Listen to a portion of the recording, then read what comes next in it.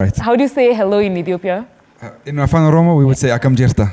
Yeah. Hey. If you want to say, you can also say Selamno in Amarinia, which is the main language. Akam But in Afan Oromo, which I'm very proud to, be Oromo, Akam Jirta. Akam Jirta. Akam Jirta. All right. I love the accent.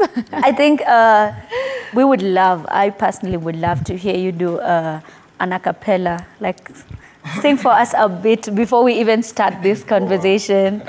I can try. Okay. She doesn't know words, so she keeps getting hurt. But if she only knew, she doesn't know words, so she keeps getting hurt. But if she only knew, she cries her lonely tears before she goes to bed at night, longing for the one who said he'd hold her tight. But deep within her heart, she knows that something just ain't right. Her friends told her to leave, but her poor heart can't take the fight. So, yeah. You have a beautiful voice. Yeah, which leads me to my next question. Why reggae? We barely get to hear that. Reggae, there's something about the beats, and I don't know. Yeah. I stand corrected. I think we'd hear your voice more in another genre. Yeah. Yeah, we'd get to experience. I don't know, why reggae? So reggae for me, it's really music of life. And for me, there's so much things in life that I've experienced that I feel like it's just the right genre for me, And it's also a genre talking about being proud of being African, and which I'm very proud of. So it just feels right, and it's the reggae. Reggae is music of the people, Yeah. Oh, reggae is the music of the people. When did you discover that actually want to do music? Like music is the career that I want to settle with. Hey, so I used to be a big football fan actually. Okay. But I knew that for me, I always just the feelings that I get when I play music or when I go and rehearse, and it's just a special feeling that's it's like nothing else. So that's how I knew. Yeah. It was the right thing for me. And of course, when people respond positively to your music, you get an idea that this is something that you're supposed to do. Yeah. Following Manu's defeat yesterday, I'm hoping that's not the team you support. No. I'm a Chelsea man. Ooh, I love it. You see I don't know about whatever Man U or whatever that is. I won't talk about Chelsea fans in Kenya, but it's okay. I know a lot of the Kenyans are Manchester United fans and Yeah. Liverpool. Yeah. It's nonsense. So when did you first record your first song? Yeah. First record, actually, I recorded some things before, but it wasn't to the quality that I wanted. So I decided to, I'm not going to put it out until it's to the quality that I want. So actually, my first recordings was last year. That was my first proper recording and putting it out for the people this year. Okay. So that was my first time. Yeah. How has it been making music for you as an artist? Because I know music has different stages, from the writing to when you actually get in studio to when you do the video, and then marketing and putting the music out there so that people can hear it. How has that been for you? It's been a journey. It's been a journey. There's a lot of work and a lot of details. Because, recording something is going to last forever. And you really want to make sure that that's something that's going to make an impact, and you want it to be something that's meaningful, But then you also have to, you have to have a lot of hats, as they say. You have to be a leader, lead the band, with your vision. You also have to be good at understanding what the people want to see, in marketing and such. So there's so many things you have to learn, and it's really a journey of learning and learning about yourself too. Being uncomfortable or being comfortable being uncomfortable. There's a lot of steps where you have to do that too. Yeah. So it's a special and a very blessed journey. Which stage would you say? Which stage of making music would you say is a bit difficult? Is it the writing? Is it being in studio? Is it putting the music out there for people to hear it? The marketing? I would say being in studio. Okay. When you're doing something live, it's in the moment, and after the moment is gone, it's not forever, But in the studio, it's forever. So whatever mistakes, you really want to make sure that it's sounding right, And also, I would also say, of course, being on stage too, it can be a challenge at times, Yeah. I grew up in, outside of even Ethiopia, I grew up in an environment where you're not supposed to be so confident. So, having to battle your instincts and go against that and be like, you know what? I am worthy of being here. I can feel confident being here. I've been given a gift. I should use it. So I feel like those are some of the most challenging, moments. What do you mean when you say that you grew up in an environment that's, you are not supposed to be. So like having the dreams and the goals that I have, it's not a usual thing for most people in that area at least. And you're not supposed to talk about it loudly, you know? And if you do, you might be looked upon as a fool. So for somebody like that, you know, you have all these voices in your head saying, oh, it's so hard to be an artist. You know, it's almost no one makes it and these kind of things, you know? But in the end, if you live life like that, how can I live life according to somebody saying no one makes it, but people do? So should I just not try, you know? Should I give up? I'm not going to do that. So did you have someone you grew up looking up to as an artist? Bob Marley, of course. Bob Marley, of course. He was, you know, almost like a, you know, spiritual father figure, you know, in regards to just watching him, learning his, you know, his mindset, not only the music, but just really his mindset as a person and as a person who was a person who really focused on servicing people, you know, being of service to the community and such. So that's one of my big heroes, yeah. All right. What's the reggae culture like in Ethiopia? The reggae scene is quite nice. It's quite nice. I know there's a lot of cool reggae clubs in Ethiopia. But when it comes to like reggae artists, there's not really any. I mean, I might be wrong, but I haven't seen like a big reggae artist coming out of Ethiopia. So you know, I don't want to toot my own horn, but I hope to pave that way or to at least get to be on that journey. All right. Bansi, I don't know if it's only me, but the accent, you have a very beautiful accent. Is that an Ethiopian accent? Thank you. No, the Ethiopian accent is more like this. You know, we have elephants and the lions, and you know, this is. So it's not an Ethiopian accent. No. No, So but it's come from abroad, yeah. Okay. Yeah. Oh, so you studied abroad? Yes. Okay. So that's why. So how did you come back to Ethiopia? What made you come back? People Actually, normally I live don't come abroad back. right now. Oh, okay. Yeah. So, Okay. but I've been visiting, you know, of course, going back home and visiting everything, and it's always a beautiful experience being back home. It's a sacred country, in my opinion. It's just a Okay. special feeling.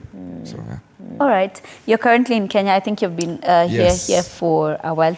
Yeah. Barely a week only, actually, this time. Oh. Yeah. But I'm going to stay here for like, you know, all the way till the 29th. So Okay. I'm going to be here for a while. Why Kenya? Why Kenya?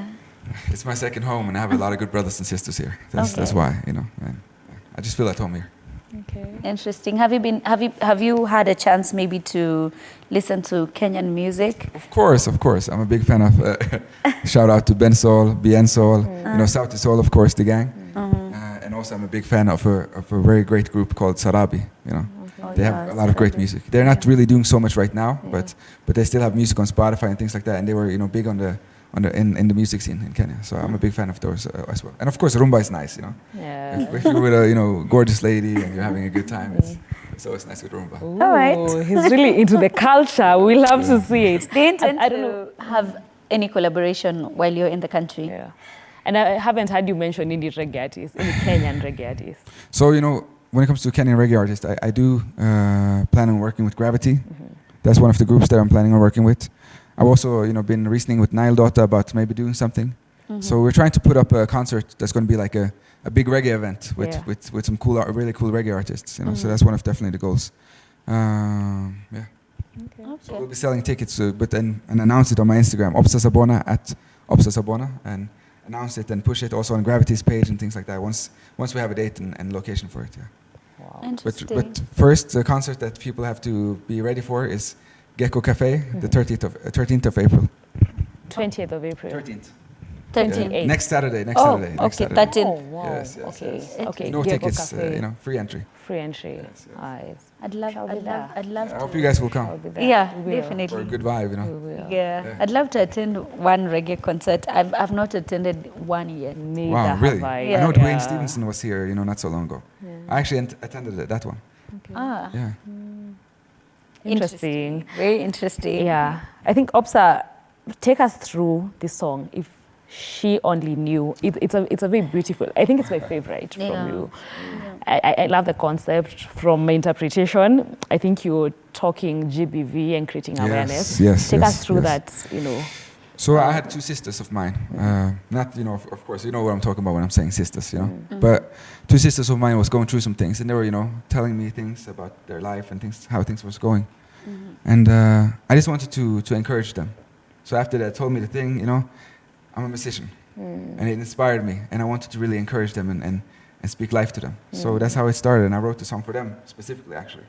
And I later on told them and showed it to them and everything. But then when other people also heard it, it was my first single, like first debut single. Wow. And people really received it so well. And I got like the whole Bob Marley comparisons and things. I was like, wow. So it was a really special moment to have a song like that be meaning so much to people. But it really is a song about, you know, experiencing abuse and how hard it is to leave. And talking about also if some of these women know their value, how valuable they are as black women and as black queens. You know, I would say like in the second verse I have this sentence where I say, grew up without a father, she never had a man at home. But if she only knew that her father sat upon the throne, watching over her in the time she felt alone, black beautiful queen, the head cornerstone. Because the black woman is the head cornerstone of the community and the society. You know, she's the light of the world in my opinion. So that's why it was important to really, you know, let them know that you gotta know your worth. If not, you're going to give yourself to anybody. And I don't want that for our black sisters. So yeah, it's a special song for me. And I have a lot of songs that I do enjoy and that I'm proud of writing, but it's one of my favorites because I feel like it means a lot to me. Real life experiences, the inspiration behind all your songs, or do you sing sometimes for vibes? Say it again. Real life experiences behind the inspiration behind all your songs, or sometimes do you just compose music for good vibes? No, it's life. It's life we are dealing with. Can you say good vibes? No. I've heard that, but no, it's life we are dealing with. We are really like the music that I'm writing. I've dealt with a lot of the things myself as well. I don't like. It's hard to sing about things that you haven't experienced, in my opinion. You know, I try to make, of course, good vibes. I have songs like Waiting for Love, which is like bouncy and, you know, it's about love and you feel good, you know? But still it's about life. Waiting for love. Waiting for love, yes, you know? And it's like talking about, you know, that feeling that you have sometimes. Sometimes people will give you the runaround, as they say in Kenya, you know? And talking about like how, you know, when you're close, everything is nice and it's good vibes, right?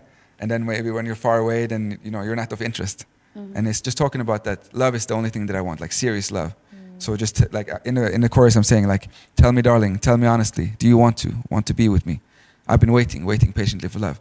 And it sounds like, oh, you know, I'm asking one woman, but it's also saying, this is where I stand. Love is what I'm talking about. And if you don't have that, just tell me, and now I will be on my way, because yeah, love is important. So it's really life that I'm talking about. Yeah. All right, you have a brand new beautiful album. Yeah. Thank you. It's called For the Soul. African Soul. Soul. First of all, what inspired the title African Soul, and what is the album about? African Soul, the title is really about me, you know. The songs are about life and life that everyone goes through. But the album title is basically defining myself even. Because I grew up abroad, and people want to tell you exactly who you are. They think they can tell you exactly who you are because you grew up abroad, right? But I grew up amongst mostly Musungu. So imagine you're a black boy and you have no examples of black manhood or even just being a black person, you know. So when people try to tell you that you're this nationality, or they want to put their names on you, you know, it's just me saying like I've fought hard to keep my African roots. So that's why I'm saying African Soul is like the most precious thing to me. You know, I have a song called the intro song in African Soul is called African Soul, and it says African Soul more precious than gold. Because to me, that's how precious our roots are. Yeah. So it's a lot of things. But that's why the album title also is African Soul, because it's like it's meant to only to highlight the value of African soul, but also to speak to the African souls, because some of the things we're dealing with. Can you speak on your mic? Yes, I can. So some of the things we dealt with, you know, when you look at many reggae artists, you have people like Bob Marley. He spoke about the political situations and a lot of things going on outside, you know. And for me, I think that in the end, the times we are in now, you know, back in colonialism and things like that, it was about the things that was going outside and fighting. But now, a lot of our problems is inside. So that's why African Soul, I'm speaking to the African Soul as well.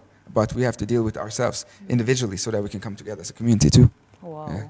How's the reception been? It's been great. I've been surprised. You know, people continue being like, "Oh, you're maybe the son of Bob Marley, or you're like this and that," and I'm like, "No." But I'm very grateful, and people really have been appreciating the songs and not only doing the comparison things, but also appreciating the songs for what they are. So it's been an humbling experience. You know? A person like me weren't supposed to be in this kind of position, so I'm blessed and grateful. Yeah. You seem quite educated, from your mind to how you articulate your points. Music is all you do? No, no. I actually went to university and things like that, and have a Okay. bachelor's degree and such. But bachelor's degree doesn't necessarily make you educated, because there's a lot of foolish people with degrees. That's very true. Yeah. That's But very thank true. you. We Thank can you. give examples. All right. I think even as we finish up on the interview, of course, you can talk to people where they can get your music if someone is Yes. just interacting with you for the very first time. So I'm on YouTube. I know Kenya is like big on YouTube. Yeah. Yeah. And it's a bit difficult because right now I have to, for YouTube, the way that it functions, you have to have like a video playing in the background, or you at least have to have a photo playing in the background. So I have to sort that out, but the songs are on YouTube. So you can find them if you search up Obsa, you will find all of the different songs. But they are under Orchard, which is the publishing company that I used. But also, of course, I'm on Spotify. For the ones who have Spotify, I'm on Spotify, I'm on Tidal, I'm on Apple Music, so you can find me everywhere, basically. Yeah. Okay, same title. Yes, Obsa. yes. Okay. Same title. Obsa, Obsa. which means patience. Yeah. It's Oh, that's my a name, beautiful of course. name. You know, so, Yeah. Okay. Thank you. All right. Remember, you can call us live via 0795045864.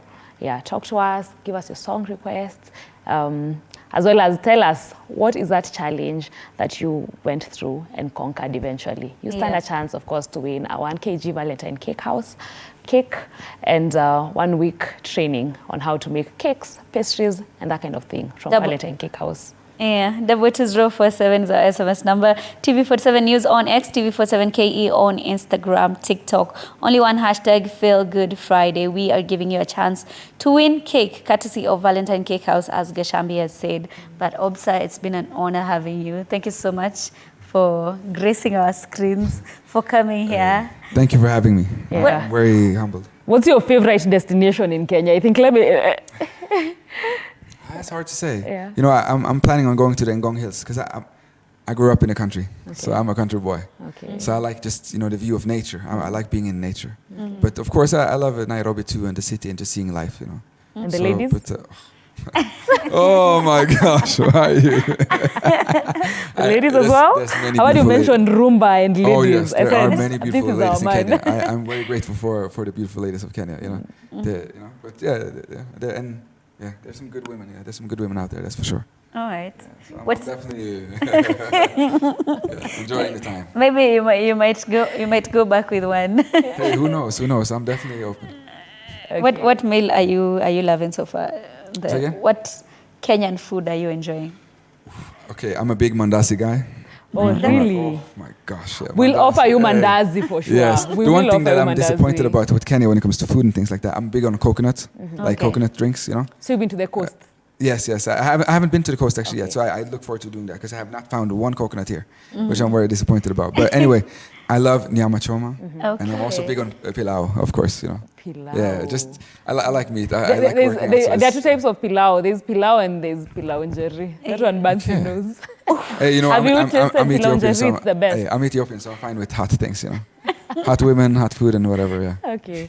Thank you so much for, accepting our invitation. Yeah, and gracing we're us. honored. Of course. No. Thank you As so I said much. again, thank you for having me. Yeah. It means a lot as an artist. All right, so I think right about now we're going to be enjoying Obsa's